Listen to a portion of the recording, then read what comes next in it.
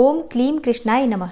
नमस्कार दोस्तों, आपके अपने चैनल प्योरिटी ऑफ लाइफ में मैं नीलम शुक्ला आपका बहुत बहुत स्वागत करती हूँ। दोस्तों, आज की वीडियो में मैं आपसे बात करने वाली हूँ पौष मास की शुक्ल पक्ष की एकादशी के बारे में। पौष मास की शुक्ल पक्ष की एकादशी को पौष पुत्रदा एकादशी के नाम से जाना जाता है और इस व्रत को वैकुंठ एकादशी के नाम से भी जाना जाता है। शास्त्रों के अनुसार इस दिन भगवान श्री विष्णु की पूजा करने से और व्रत धारण करने से भक्तों की समस्त मनोकामनाएं पूर्ण होती हैं। पौष पुत्रदा एकादशी का व्रत धारण करने से उत्तम और योग्य संतान की प्राप्ति होती है, संतान की रक्षा होती है और भगवान श्री विष्णु की कृपा से समस्त प्रकार के सुखों की भी प्राप्ति होती है। शास्त्रों के अनुसार वैकुंठ एकादशी या पौष पुत्रदा एकादशी का जो भी भक्त व्रत धारण करते हैं या विधि विधान से भगवान श्री विष्णु की पूजा आराधना करते हैं, उन्हें समस्त प्रकार के पाप कर्मों से मुक्ति मिलती है और मरणोपरांत वैकुंठ लोक की प्राप्ति होती है, मोक्ष की प्राप्ति होती है। तो ये एकादशी बहुत महत्वपूर्ण होती है। अगर आप इस एकादशी का व्रत धारण करते हैं अत्यंत ही श्रेष्ठ है, लेकिन अगर आप किसी भी कारणवश पौष पुत्रदा एकादशी का व्रत नहीं धारण कर पाते हैं तो विधि विधान से भगवान श्री विष्णु की पूजा जरूर कीजिए। और हाँ, आज के दिन आपको चावल नहीं खाना चाहिए, लहसुन प्याज इत्यादि नहीं खाना चाहिए। पूरी तरह से अगर आप शुद्ध और सात्विक भोजन लेकर इस दिन व्रत धारण किए बिना भी भगवान श्री विष्णु की पूजा करते हैं तो इतने मात्र से ही भगवान श्री विष्णु की असीम कृपा आपको प्राप्त होती है और आपकी समस्त मनोकामनाएं पूर्ण होती हैं। तो आज आप जानेंगे कि पौष पुत्रदा एकादशी का व्रत कब है, एकादशी की तिथि कब प्रारंभ हो रही है, कब समाप्त हो रही है और व्रत आपको कब धारण करना है, पूजा किस प्रकार से करनी चाहिए, कौन सी चीजें भगवान श्री विष्णु को अर्पित करनी चाहिए, भगवान श्री विष्णु को किन चीजों का भोग अर्पित करना चाहिए, आज किन मंत्रों का जप करना चाहिए और कौन से उपाय करने से मन की समस्त कामनाएं पूर्ण होती हैं। और आज की वीडियो में एक बहुत ही अचूक उपाय भी शेयर करने वाली हूँ। अगर आपको संतान प्राप्ति की कामना है या मन चाही संतान प्राप्ति की कामना है तो आज आपको कौन सा उपाय करना चाहिए और किस विधि से भगवान श्री विष्णु की पूजा करनी चाहिए। तो आज की वीडियो बहुत महत्वपूर्ण है, पूरा जरूर देखिए और अगर आपको आज की वीडियो अच्छी लगे तो इसे लाइक भी जरूर कीजिए, शेयर भी जरूर कीजिए फैमिली फ्रेंड्स के साथ। और चैनल पर पहली बार आए हैं, अगर अभी तक आपने चैनल को सब्सक्राइब नहीं किया है तो आज की वीडियो अगर आपको अच्छी लगे तो चैनल को सब्सक्राइब जरूर कर लीजिए और बेल बटन को भी प्रेस कर लीजिए। तो इससे ये होगा कि इस चैनल पर जो नई वीडियो अपलोड होंगी उनकी नोटिफिकेशन आपको सही समय पर प्राप्त होगी। तो सबसे पहले जानते हैं कि एकादशी की तिथि कब प्रारंभ हो रही है, कब समाप्त हो रही है और व्रत आपको कब धारण करना है।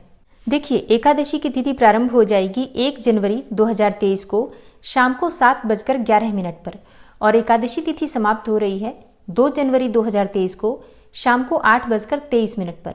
तो सूर्योदय कालीन तिथि हमें एकादशी की प्राप्त हो रही है 2 जनवरी को, इसलिए ये व्रत 2 जनवरी 2023 को धारण किया जाएगा। और पारण का यानी कि व्रत खोलने का शुभ मुहूर्त होगा 3 जनवरी को सुबह 7:12 से सुबह 9:25 तक। तो एकादशी का व्रत अगर आप धारण करते हैं तो पारण के शुभ मुहूर्त का ध्यान जरूर रखिए, क्योंकि अगर आप व्रत सही समय पर नहीं खोलेंगे तो आपके व्रत का आपको संपूर्ण फल प्राप्त नहीं होता। और एकादशी का व्रत जो भक्त धारण करते हैं उन्हें दशमी तिथि के दिन से ही व्रत के नियम का पालन करना चाहिए। जैसे कि दशमी तिथि के दिन आप बिल्कुल शुद्ध और सात्विक भोजन ग्रहण करेंगे। लहसुन प्याज मांस मदिरा साग टमाटर मूली गाजर बैंगन और मसूर की दाल, इन चीज़ों का आज त्याग करना चाहिए। जो भी भक्त एकादशी का व्रत धारण करते हैं वो दशमी तिथि के दिन चावल भी ग्रहण नहीं करते हैं। और शाम के समय सूर्यास्त होने के बाद आप अन्न का सेवन नहीं कर सकते हैं, नमक का सेवन नहीं कर सकते हैं। तो सूर्यास्त होने से पहले आप भोजन कर लीजिए और मान लीजिए कि आप रात में कुछ खाना चाहते हैं तो आप फल इत्यादि खा सकते हैं। और दशमी तिथि की रात्रि में भूमि पर शयन करना चाहिए, ब्रह्मचर्य का पूर्ण रूप से पालन करना चाहिए। एकादशी के दिन आप प्रातःकाल जल्दी उठ जाइए, मतलब ब्रह्म मुहूर्त में उठ जाइए और उसके बाद नित्य क्रिया से निवृत्त होकर स्नान कर लीजिए, भगवान सूर्यदेव को जल अर्पित कीजिए। उसके बाद अपने घर के मंदिर में भगवान श्री विष्णु के सामने शुद्ध घी का दीपक जला लीजिए और भगवान श्री विष्णु के सामने व्रत का संकल्प ले लीजिए कि आज आप पौष मास की शुक्ल पक्ष की एकादशी का व्रत धारण करना चाहते हैं और व्रत में जाने अनजाने कोई भूल चूक हो जाए तो भगवान श्री विष्णु से क्षमा प्रार्थना कर लीजिए। अगर आप किसी मनोकामना के निमित्त ये व्रत धारण कर रहे हैं तो अपनी मनोकामना भगवान श्री विष्णु के सामने कहिए और उनसे प्रार्थना कीजिए कि आपकी मनोकामना को पूर्ण करें। और अब आपका व्रत प्रारंभ हो जाता है। इसके बाद आप विधि विधान से भगवान श्री विष्णु की पूजा करेंगे। अगर आपके पास शालिग्राम जी हो या फिर लड्डू गोपाल जी हो या भगवान श्री विष्णु का कोई भी स्वरूप हो तो आप उनका अभिषेक करें। जैसे कि पंचामृत से अभिषेक कर सकते हैं, दूध दही घी शहद शक्कर, इन 5 चीज़ों को मिलाकर पंचामृत बना लीजिए और भगवान श्री विष्णु का इसी से अभिषेक कीजिए। उसके बाद शुद्ध जल से अभिषेक कीजिए।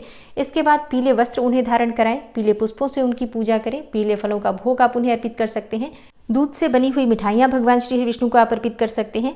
और हाँ, आज विशेष रूप से लड्डू गोपाल की पूजा होती है, तो आप लड्डू गोपाल जी को माखन और मिश्री का भोग जरूर अर्पित कीजिए।